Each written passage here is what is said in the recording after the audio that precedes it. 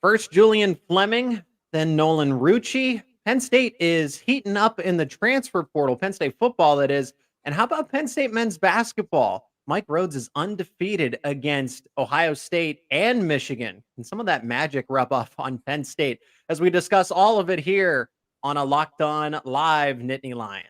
You are Locked On Nittany Lions, your daily podcast on the Penn State Nittany Lions. Part of the Locked On Podcast Network, your team every day.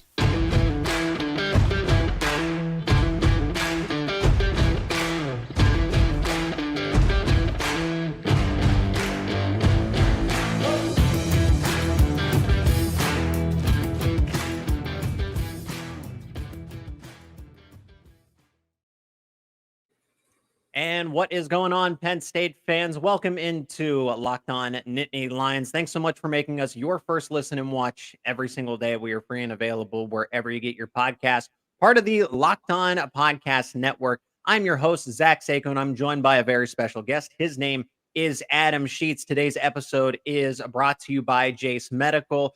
And empower yourself when you purchase a Jace case, providing you with a personal supply of 5 antibiotics that treat over 50 infections. Get yours today at jasemedical.com. That is JASE medical.com. Boots on the ground as Adam was at the Palestra, so we have a first-hand look at Penn State versus Michigan, another comeback win, and Penn State football is heating up in the transfer portal. We are starting with that today, Nolan Rucci, and then what could come down the pipeline with some other targets as Penn State seems to be the favorite for some other defensive backs before we get to any of it. Become an everydayer. Subscribe to Locked On Nittany Lions on YouTube and wherever you get your podcasts. I appreciate the support. We're so close to 2,700 subscribers. That is thanks to all of you, the community that we've built with the show, Locked On Nittany Lions. We're also looking for your comments today on the live show. We'll be talking to you directly. Nolan Rucci commits to Penn State football. Long time coming, overdue. So there was the prodigal wide receiver with Julian Fleming, Adam. And now there's the prodigal offensive tackle. Truly, because he has the family ties to Penn State. His parents are season ticket holders, but both he and his brother go off to Wisconsin. And I thought Nolan Rucci would have made sense in actually the last transfer portal cycle. And this is where James Franklin says that these relationships matter. Okay, so Penn State gets to right some of its wrongs by Julian Fleming and then Rucci. And of course, they've been done so well with the top prospect in Pennsylvania, Nicholas Singleton, Javen Williams, now Quentin Martin, and they're working aggressively to continue that trend try to continue the trend for 2025 and 2026. But when Wisconsin made a coaching change, it felt like Rucci was committed to Paul Chryst, former Wisconsin head coach. Paul Chryst is fired in the middle of a season, and Luke Fickell takes over, and that's a completely different, that's not that run first, run heavy offense, ground and pound. That's going to be turned into a spread, quicker pace type of offense. And so that connection that Rucci had just wasn't there anymore. And I commend him toughing it out, but I felt like this should have happened last year. It just happens a year a little later because he could have entered the transfer portal, but I think it shows the discipline and leader. Penn State is doing a different approach here, Adam.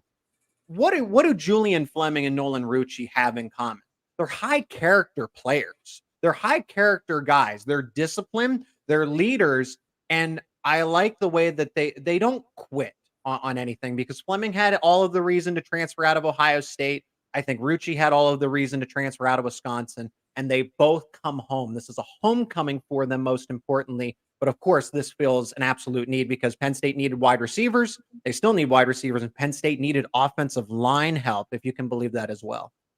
Yeah, I think you hit the nail on the head there, Zach. I think you look at these two guys. Once they entered the portal, I think everyone kind of looked all Penn State. They're two Pennsylvania guys, highly touted recruits.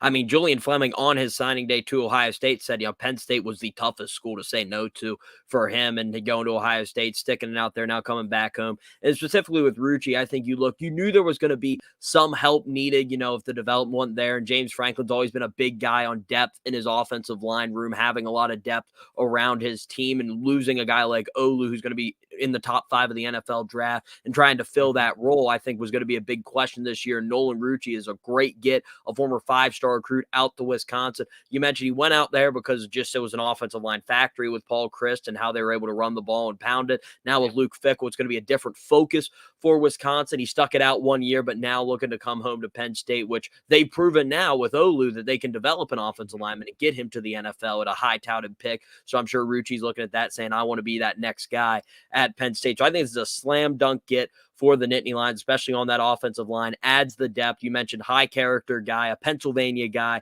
He loves Penn State. He can't wait to get here. I think this is a huge get for the Nittany Lions. Both him and Fleming, who's coming as well, is going to be great and huge fits. These are needs for Penn State, and they'll go out and they address those needs right away. So credit for James Franklin after the lost Ole Miss, just going right back on it and addressing the needs they need in the portal to get ready for next season. What this also tells me is that Penn State, they like the offensive linemen that they have, but to turn immediately to like Olu Fashanu is not the standard. He's an exception. You would like him to be the standard, but to go from somebody to basically be a redshirt freshman, come in as a second-year player and start and be as effective as you are, and then stay as long as you did, because he should have left in last year's draft cycle, but academics were very important to him.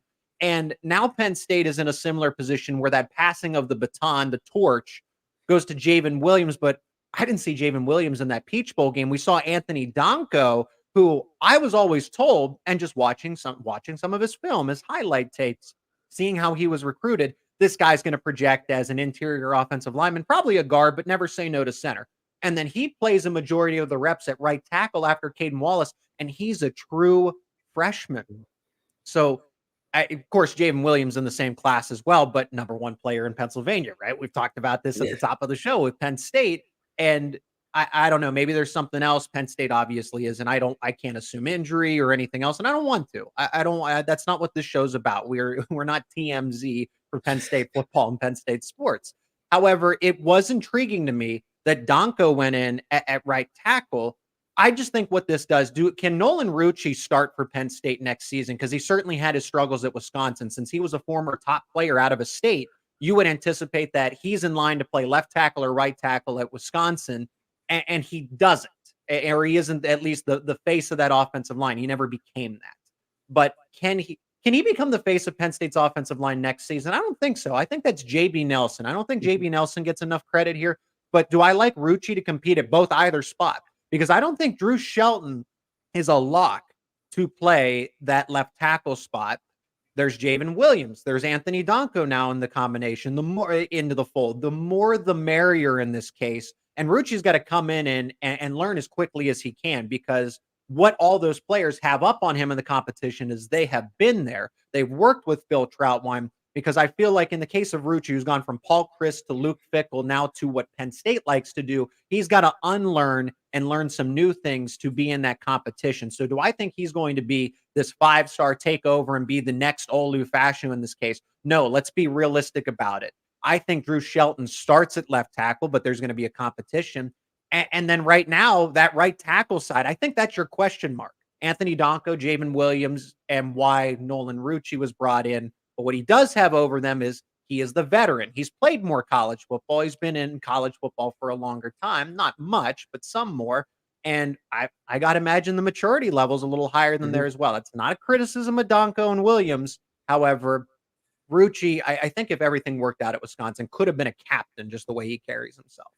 Yeah, I completely agree with you. I think Nolan Rucci's come in. I think James Franklin and Phil Troutwine got exactly what they wanted, and there's going to be competition this spring for those spots, and that's going to be so huge for this program, especially at that offensive line position. I think you look at Nolan Rucci coming in. He's been in a college weight room. I know that's a huge thing, just being in a college weight room, training as a college Division I offensive lineman with those Division I strength coaches is so important. I think that's something they'll have up on the two, which will be redshirt freshmen for the Nittany Lions going into this year. Drew Shelton's a guy who played a little bit 2 years ago when Olu got hurt, played a lot this past season, rotating in with Caden Wallace and Olu at times on the offensive line. So I think he's one of those guys you expect to be a starter, but I would not be surprised. It's going to be an open competition. I don't think they're going to look at Drew Shelton and say, this is your spot and we're just at one spot competition. Completely open to see who's going to take the reins at both tackle spots. And I think it's going to be a great competition going into the spring. I think Nolan Rucci, as we mentioned, his character, his ability to come in, I think his willingness to learn, I think he'll really adapt and really be like a sponge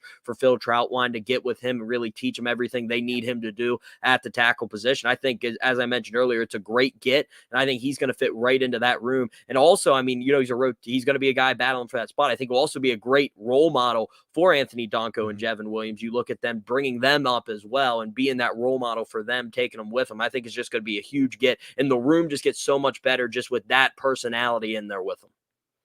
Well, precisely that.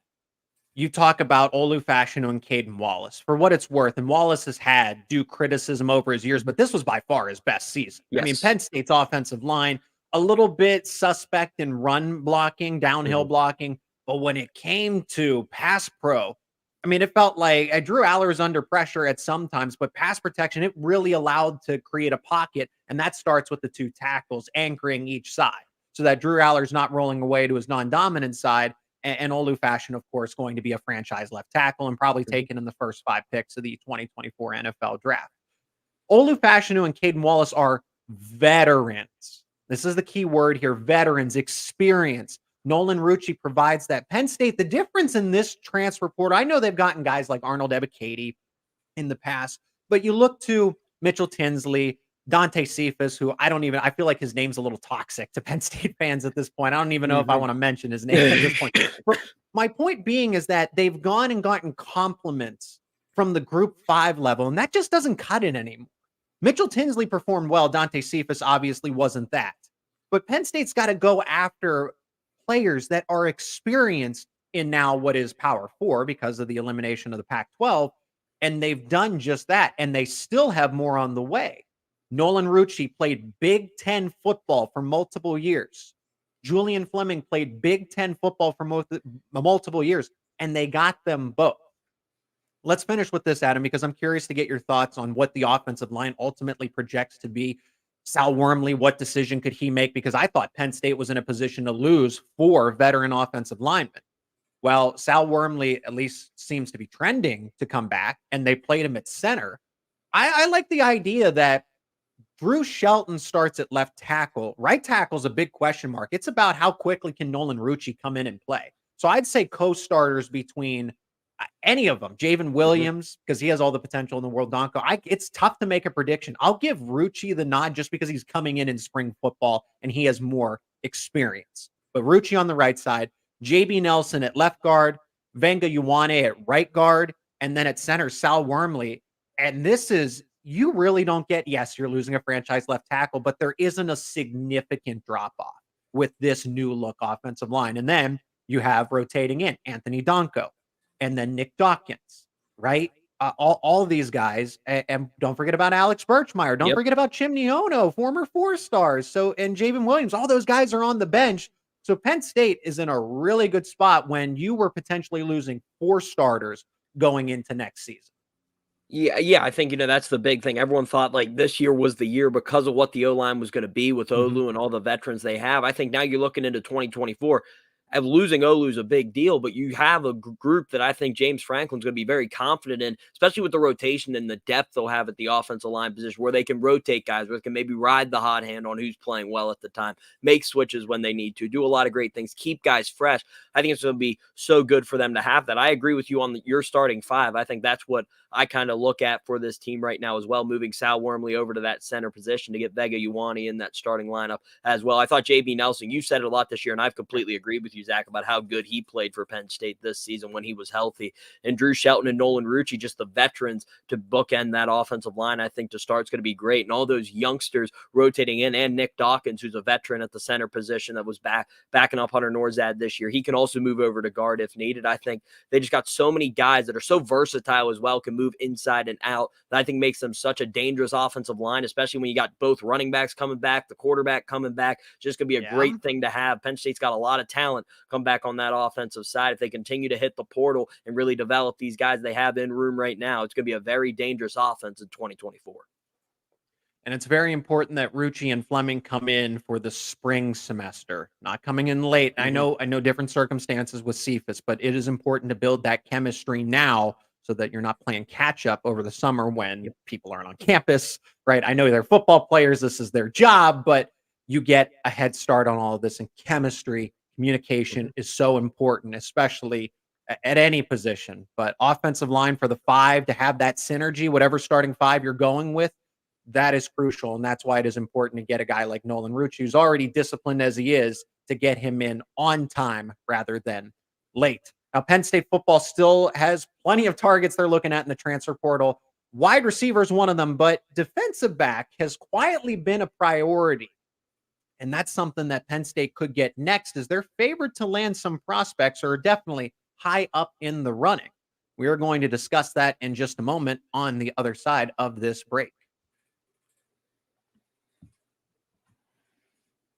And today's episode is brought to you by Jace Medical. I know we come to sports to escape from some of the crazy realities of life, but can we just talk for a minute about preparing for real life?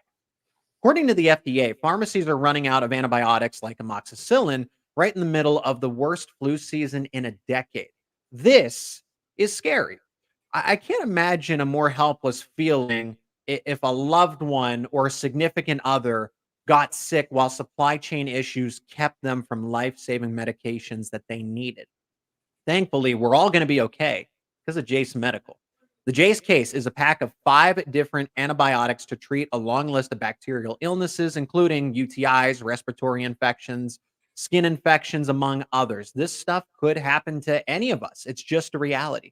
But you can visit jacemedical.com and complete your physician encounter. It will be reviewed by a board-certified physician, and your medications will be dispensed by a licensed pharmacy at a fraction of the regular cost.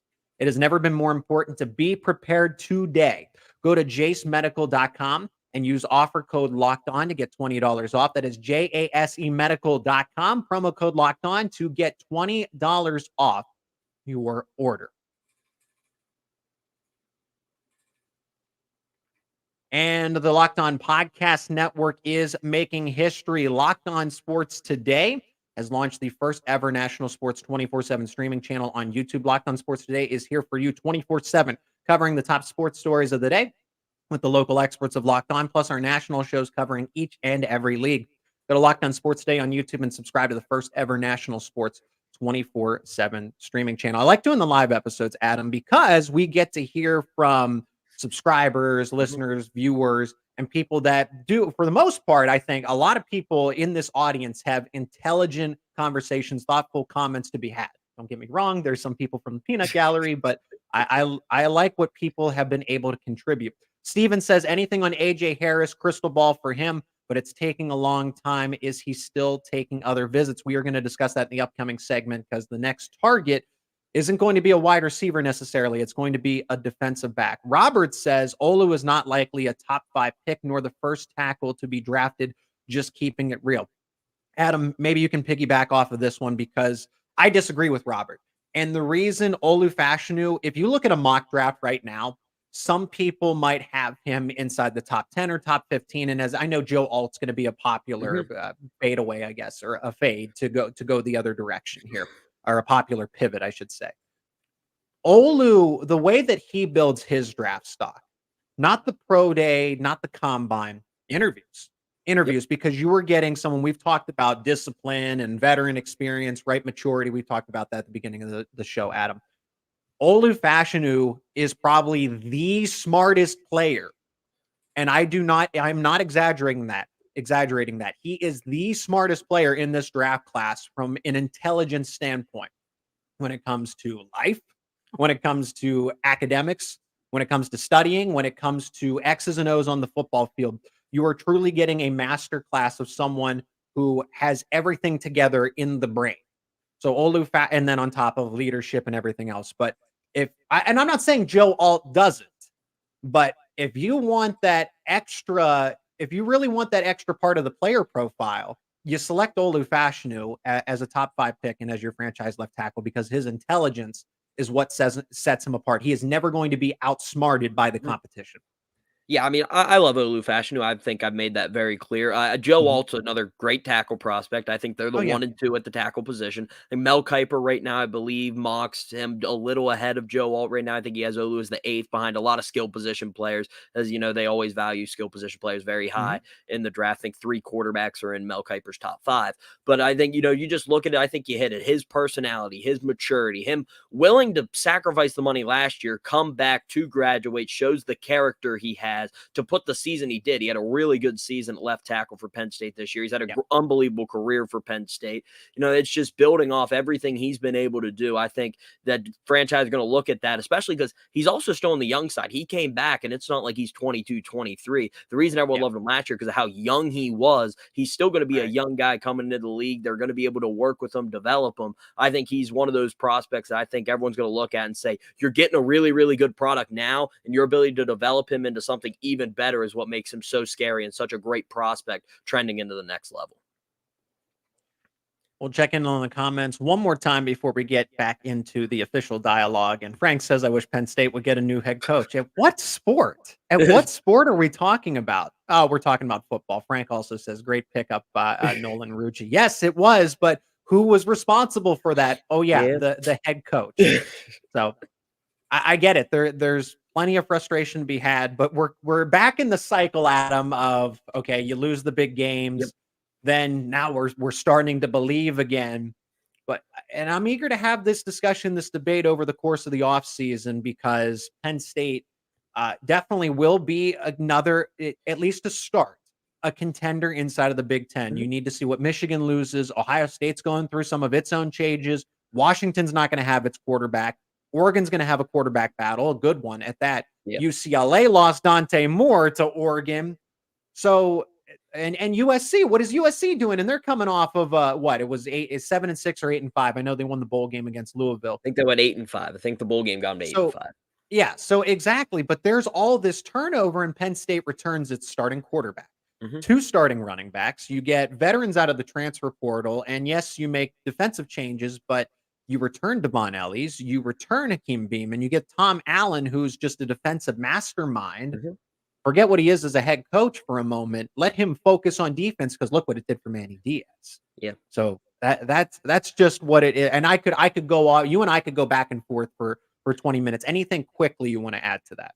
I mean, look, everyone always gets frustrated with the head coach, and I'm sure James Franklin understands. He's not going anywhere. The buyout's what it is, so he's not going to be going anywhere anytime soon. I think this year's a huge year for him and like what Pat Kraft's going to be looking for in the future. But I think, you're just going to have to stick it out, and I think this is a great year. I think it's set up for Penn State to be successful this year. You mentioned all the turnaround, a lot of other places. I mean, the rumors Jim Harbaugh will be going to the NFL. What does that do to the Michigan program? How does the NCAA sanctions maybe pan out for the Michigan program? We don't know what's going to go down there with their ongoing investigation. So a lot's going on in the Big Ten. 12-team playoff coming. Penn State should be able to make that 12-team playoff with the talent they will have on roster. And then, James Franklin's going to have a chance to prove himself this season. I think he's ready for that opportunity. I think he has a great chance to do it. I think he got a great offensive coordinator, a great defensive coordinator. Now they just got to put it together and find a way to win those games and give themselves the best chance to be successful. And I think they will do that. But, the fans are allowed to be upset. I think James Franklin's not going to argue with you. You guys have a right to be upset and expect more.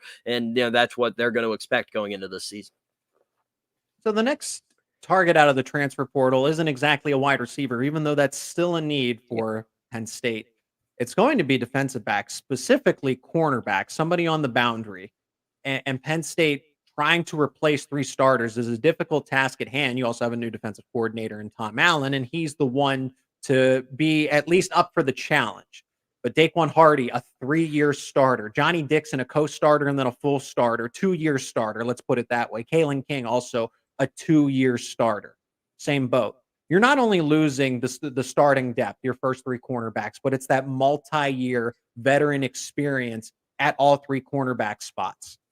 Don't forget about Davian Collins that they got in the portal a while ago from Mississippi State. You also have Cam Miller, who's now the veteran. But the lineup here with Cam Miller and then probably co-starters of that second spot of a Zion Tracy or an Elliott Washington, I think they have talent and potential. but young players, they start the season, the beginning of the season, it'll be a little bit slow. And then at the end, that's when they really start to come on. But you need depth.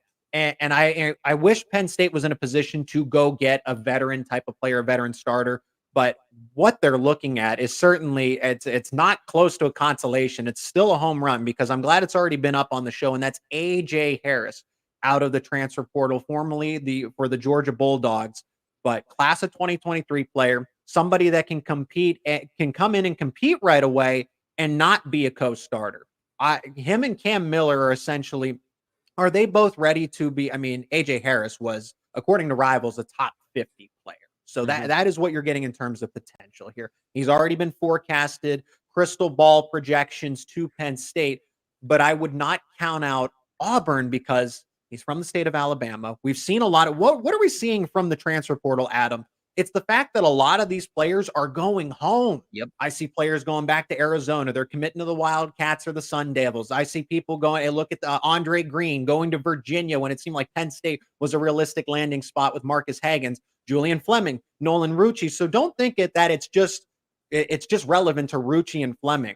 It seems so. That's why, even though Penn State has the projection, I just don't want to rule out Auburn because of the returning, the homecoming, returning home, that sort of feeling. And then Auburn is very aggressive with its NIL footprint. So if you were going to get into a bidding war, Auburn is not exactly the ideal opponent here. But it does make me feel good that the recruiting experts do point AJ Harris to Penn State, especially since there is an opportunity for him to come in and start right away. Yeah, I think AJ Harris would be a huge get for Penn State. I mean, you're talking about a guy who went to Georgia. Georgia doesn't just take anybody. And they've proven that they were back-to-back national champions. Maybe could have won a third this year if they would have gotten the playoff. They didn't. They went and beat Florida State by 60 in their bowl game. I mean, they're a really, really good team. And they have AJ Harris, who's decided to leave that program, and Penn State going to get him. I think anyone who watched the Peach Bowl knows Penn State needs depth at the corner position. They were running on fumes out there with the guys that were forced to play. Zion Tracy playing a lot of snaps, something he had not been asked to do. Cam Miller being on an island for a lot of that game. He had not been asked to be one-on-one against that level of receiver a lot this season when you have Kalen King and Johnny Dixon with you. Daquan Hardy playing outside as well. He obviously won't be there next season. He's going to the NFL, but him playing outside when he usually been staying inside at nickel. I mean, there's a lot of moving parts at the corner position they're going to have to address. They had one of the best secondaries in the country this past season. They're going to want to get back to that. And I think James Franklin knows, and especially the defensive staff, that they got to go get more bodies to be able to throw out there and create that competition and add that depth. And I think AJ Harris is a superstar talent, top 50 player in his recruiting class. Coming to Penn State would be huge to get that talent in there, be able to develop him. And like we said, it's a chance to get on the field right away if you're AJ Harris, an opportunity to compete and get those snaps right away when you arrive at Penn State. So I think that's going to be enticing to him. But as you mentioned, guys going home, and Auburn's definitely going to want AJ Harris. It's really close to Georgia as well. It's not that far, so he wouldn't have to move very far. Could still hang out with his friends from Georgia if he was able to make friends with Georgia during his time with the Bulldogs. So I think that's definitely something he's going to look at. But I definitely like him to Penn State. If Penn State's able to get him, another huge get from the transporter that Penn State's been very aggressive in early on.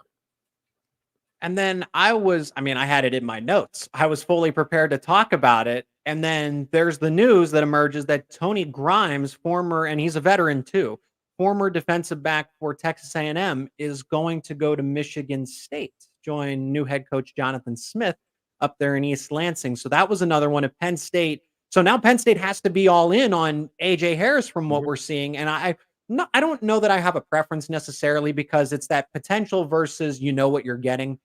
Grimes coming off of injury and everything else, but does have a little more college football experience. But there also is that potential. What can Anthony Poindexter, Terry Smith do with the likes of AJ Harris? But now your options aren't exactly as open. You got to pivot again to somebody else if AJ Harris isn't exactly a lock here to come to Happy Valley.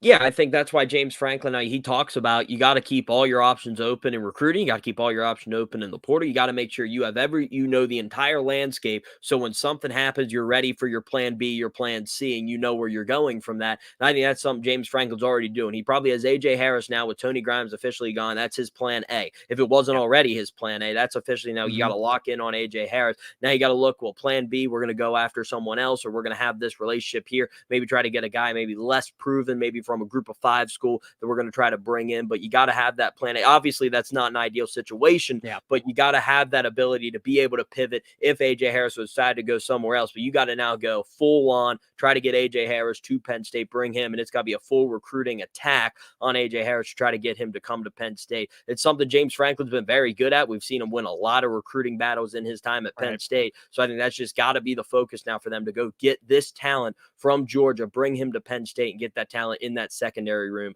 for Tom Allen in his first year as defensive coordinator.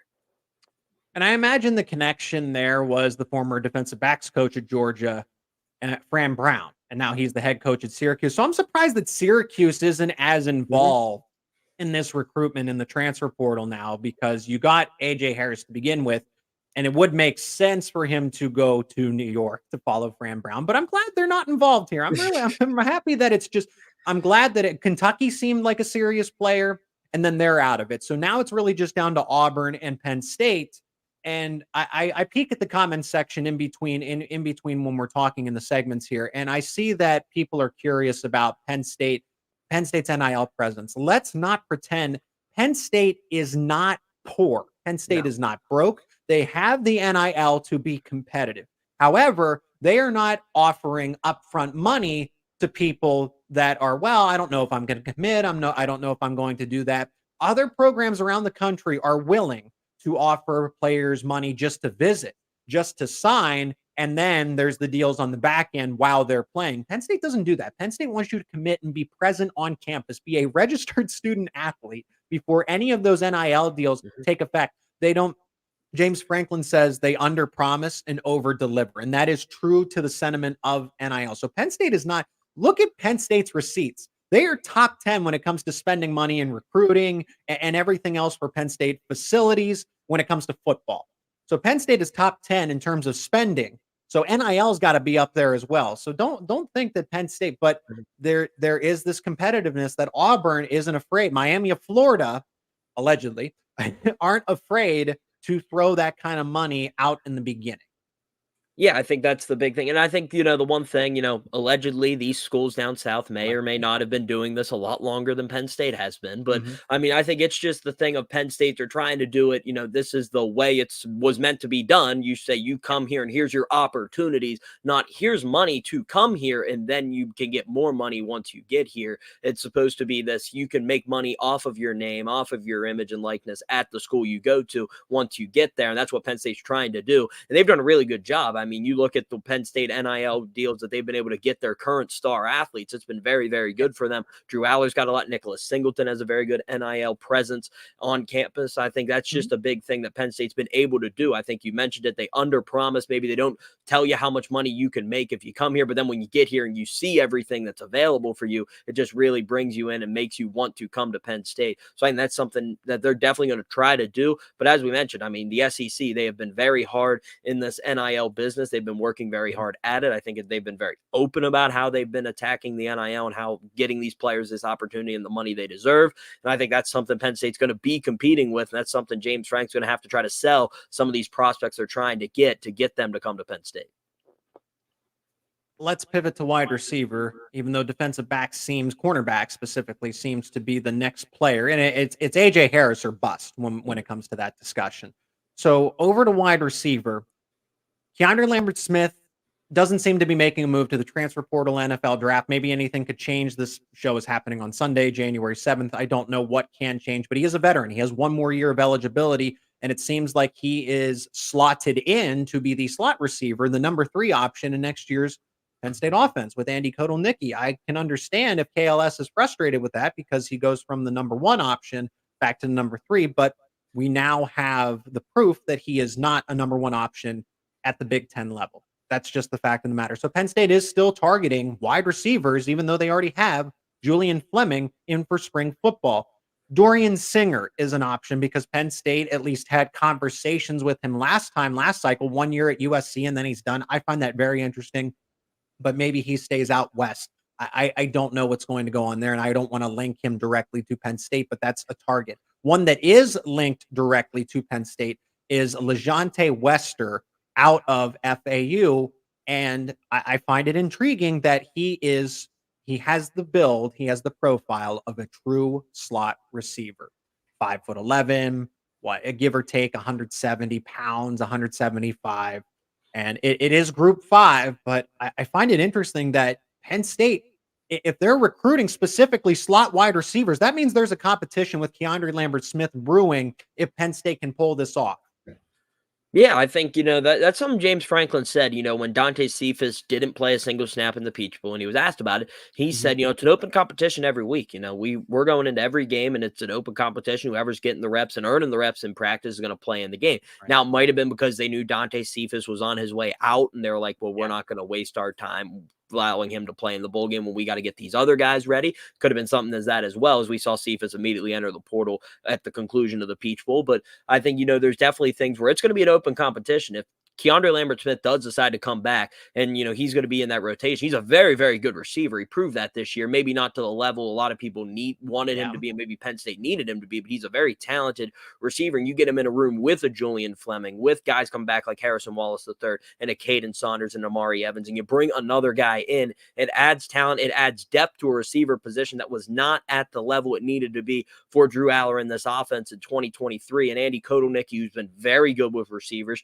You look at what Kansas has been able to do throwing the football under his time with the Jayhawks. I think he's going to be very good trying to get those receivers open, maybe scheming them open more than maybe they have been in the past in the play calling, trying to get them more routes where it's easier for them to get open instead just go win a one-on-one battle against a corner that's very predictable on what route you're going to run. And so really interesting to see how they call it, and just getting more talent in the rooms going to be huge. I mean, you mentioned they're looking at a lot of slot receivers, which means there is going to be a competition, or maybe they're anticipating maybe a late departure for Keandre Lambert-Smith. Maybe he decides to go to the NFL, just try to get with an NFL program, or maybe enter the transfer portal and go play his final year of eligibility elsewhere. It's going to be very interesting, though, to see how Penn State handles this wide receiver position. First full off season for Marquise Higgins. So I think that's going to be the big thing for him. How does he able to bring guys in and then develop them throughout a full spring practice and going into next season? Absolutely. Very good point. Well, you double a football expert, you double as the men's basketball insider, and you were at the Palestra today. Penn State with another comeback victory in Big Ten Conference play. Neutral site, but a home game for Penn State in this case, as they beat Michigan 79-73. 10-point deficit at the half, but circle the wagons again, down by double digits, and they come back. So what to make of this Penn State team that is almost a roller coaster of a season in this setting with Mike Rhoades at the helm? On the other side of this break, we will discuss just that. Today's episode is also brought to you by FanDuel, the official sportsbook of Locked On. The NFL regular season is wrapping up, but there's still time to get in on the action with FanDuel, America's #1 sportsbook. And right now, new customers can get $150 in bonus bets guaranteed when you place a $5 money line bet. That's $150, win or lose, if you place a $5 money line bet. It is that easy. The app is super easy to use, and there are so many ways to bet, like live same game parlays. And I use FanDuel myself. These are cool features. You can find bets in the new Explore tab and make a parlay in the Parlay Hub, the best way to find popular parlays. So you have bets made for you on FanDuel and so much more. So visit FanDuel.com/lockedon and make your first bet a layup. That is FanDuel.com/lockedon. FanDuel, official partner of the NFL. And in this final segment, remember, if you're not already, become an everyday or subscribe to Locked On Nittany Lions on YouTube, wherever you get your podcasts. Thank you so much for the support on the show. And thanks so much to Adam Sheetz for joining me as a special guest, the expert to go along with our football discussion. But now into men's basketball. Penn State wins 79-73. Adam, you were at the Palestra. I'm so glad that Mike Rhoades has the full intention of continuing these types of games. It just adds to the historic value and everything else. They're going to play in Rec Hall soon enough. I mean, this is Penn State specifically, though. I can go on off all these different tangents, but Michigan is not the same team that it was a season ago. You lose your premier player in Hunter Dickinson, transfers to Kansas, veteran player. You don't get Caleb Love out of the transfer portal. He's got to go elsewhere. So Michigan is not where it's supposed to be, but this is still a Juwan Howard-led team. They're a competitive team in in the Big Ten men's basketball conference. And the Big Ten's just going to be unforgiving. And I'm glad to see Penn State isn't beating up on the likes of, let's say, a Nebraska or a Minnesota, two teams that you traditionally associate with the bottom of the Big Ten. But Ohio State, Michigan, who are usually in the thick of it. Now we'll see how they adapt because they got embarrassed by Michigan State. They play Purdue very soon. So, yeah, that's more of your telltale sign of what this Penn State team actually is. But what we've always been honest about was that Penn State is not a bottom feeder team in the Big Ten this season. Do they have some kinks to work out? Absolutely, because they have so many parts that need to move and come together. But we're seeing that, yes, they are competitive, and they are not the worst team in the Big Ten. They're going to be in the middle of the pack here, and they're proving just that with another key win here early in Big Ten conference play. Yeah, I think this was a big win for Penn State. This game could have got ugly. They were down 14 in the first half, 36-22 at one point. And they were able to fight their way back and able to get this win. Ace Baldwin played one of the best games he's played in the blue and white. Kanye Clary had a very, very bad first half, was able to come back and finish with 18, get to his average, and be able to control in the second half. DeMarco Dunn continues to be a great bench performer for this team at the guard position. I think you look at just the way they were able to play and get this win. Now, Michigan, they are at the bottom of the Big Ten right now. They are not where they need to be. They're playing really bad. This thing's nosediving for Juwan Howard and Phil Martelli, so it's definitely not working for them right now. They got to figure out some stuff, and they've got a tough stretch coming up, so it could go really bad for the Wolverines. But it was a must-win for Penn State because they've got two tough games this week, Northwestern at home, then at Purdue, so it does not get any easier for Penn State. It doesn't get easy for any Big Ten team when they look forward to any other games in their conference slate. So it's going to be very tough for Penn State this season. But I think, today was a good point that they could have just accepted, we're in the first year of a new coach. We're going to be bad this year. That's just how it's going to be. And we could have just laid down 14. They fought their way back just like they did against Ohio State and got a huge win, an unbelievable atmosphere at the Palestra for them in this game. And now they return home back to the Bryce Jordan Center to take on Northwestern. It proves that they're in this for the long haul. I mean, you lose by 31 to Michigan State, then get down 14 in the first half to Michigan. You could easily fold, and they fought their way back and won that game. So huge win for Mike Rhodes, a program win when you're looking at the future of the program. Huge for this program and enabled to get this thing moving in the right direction. I think big for Penn State.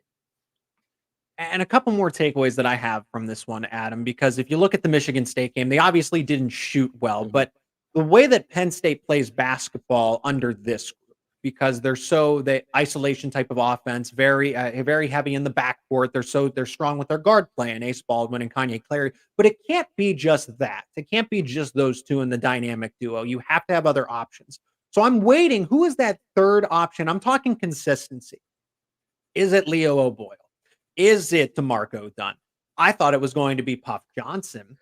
But in Penn State, I don't want it to be basically roulette with who's going to be the number 3 option, because if one of them gets taken away, Kanye Clary or Ace Baldwin, Penn State struggles significantly, but they were able to fix a couple of things. Not necessarily the shooting. The shooting's still not there, even though a lot of different players can shoot. I've been honest about that, but they got back to what they do well, and they don't rebound well, but they force turnovers and they win the turnover battle. The reason Michigan State blew them out of the water in East Lansing was because in the first half, when I saw that graphic that Michigan State, I think it was like middle of the first half, had 18 points off of turnovers compared to Penn State's 0.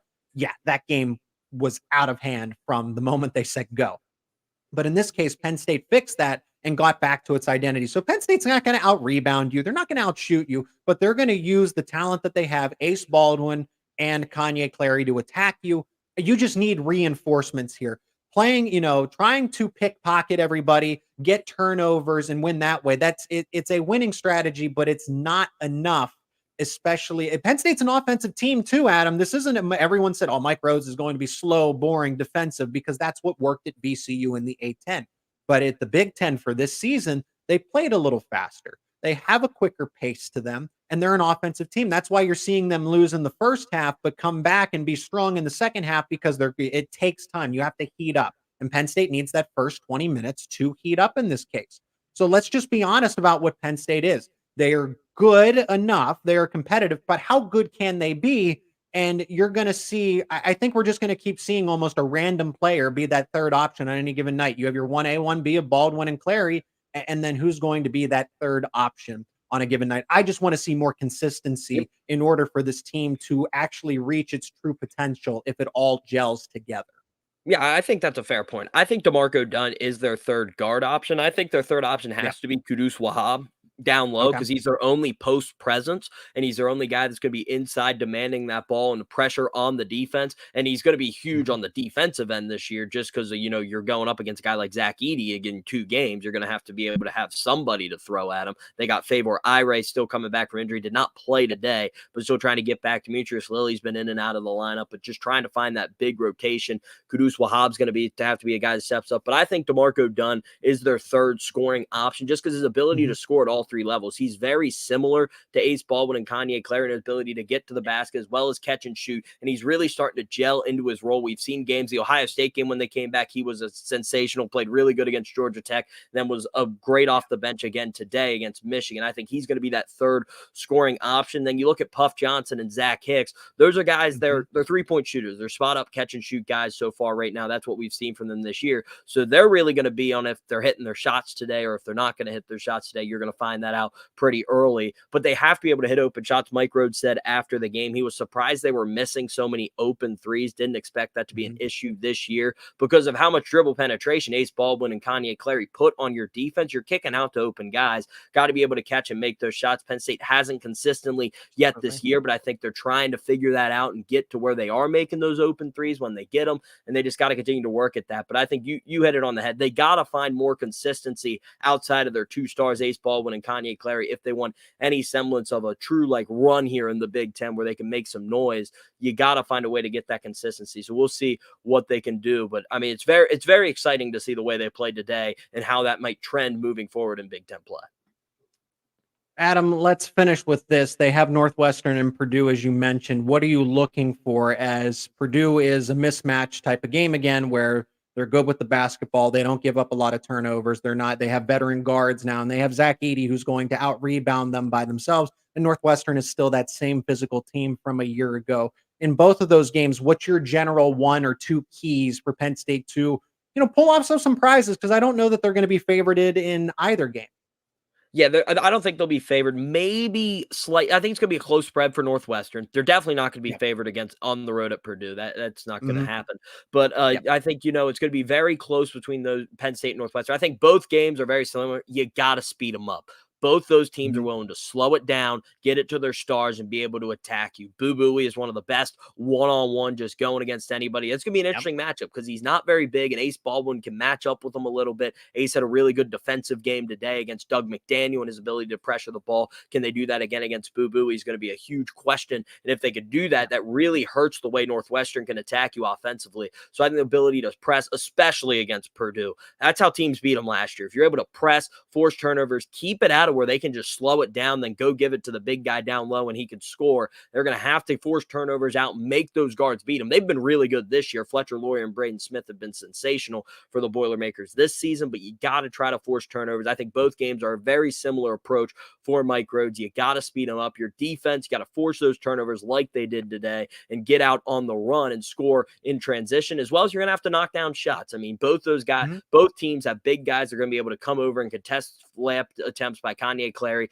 and Ace Baldwin. So they're going to be kicking out to open guys, and they're going to have to be able to hit shots and pull those bigs out. I think Leo O'Boyle is going to be huge against Purdue specifically, kind of the way Penn State did, with Mikey Henn and Miles Dredd at the 5 against Zach Edey, trying to pull them out and make them shoot threes and pull them away from the basket. Things will be very similar to how they attack them this year with maybe a guy like Leo O'Boyle. Maybe they put Zach Hicks or Puff Johnson at the 5 for short periods of time, just try to make make Matt Painter really think about how he's going to defend Penn State. But it's going to be a tough challenge. 2 very, very good teams of the Big Ten, 2 teams that will most likely be in the NCAA tournament. And, you got to be able to compete. And I think the big thing, as I said, got to force turnovers, got to let your defense lead to your offense, because these teams are very good defensive teams. Adam, it's always great to chat with you. I appreciate the conversation, and I know the audience did as well. If you want to keep up with Adam, because he is the men's basketball insider at Penn State's Com Radio, you follow him on X, formerly known as Twitter, at Sheetz Adam. You can follow the show Locked On Nittany Lions on X as well. Of course, my account as well at Zach_Seyko. Subscribe to Locked On Nittany Lions on YouTube and wherever you get your podcast. Become an everydayer for the latest for Penn State analysis for football, men's basketball, men's hockey, and wrestling on the way, as well as wrestling is back in the thick of it. Same thing with men's hockey coming off of a break. But Adam, I appreciate the football and basketball conversation on this show. Thanks for the time again. Yep. Thanks, Zach. Always a pleasure.